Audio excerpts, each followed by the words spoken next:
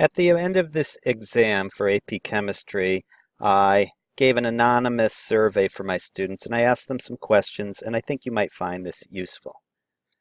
I'm a typical AP Chemistry teacher. I had one section of 23 students at our school. Our class average last year was 3.7, I'm proud to say, so these are some pretty high achieving kids.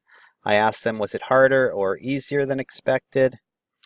Most of them said it was easier than expected. This may help alleviate some anxiety you may have about how tough it is or how tough they thought it was. Did you have enough time? Surprisingly, almost all of them said, yeah, I was okay for time. So you may not feel that you have to rush through this thing. How bad are those math-based questions? Students said, not a big deal. They felt prepared for them, 100%. This, to me, is typical for your average AP Chemistry student. They're strong on math-based questions.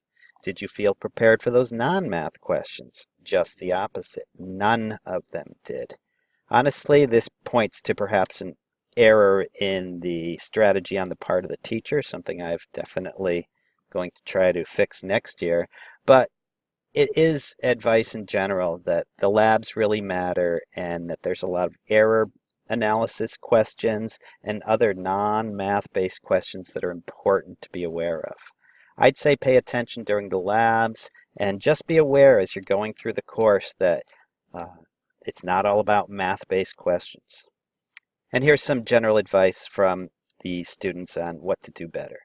Do more practice free response questions. Use those previous tests to study. Don't do as many of the math questions. Spend more time on the theoretical questions that require no math.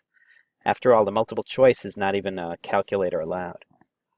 Spend more time on the buffers and titrations unit, more time on acids and bases, for example. This might vary, I think, from class to class, and pay attention to those real-life scenarios. Here are student post-exam comments for this past year.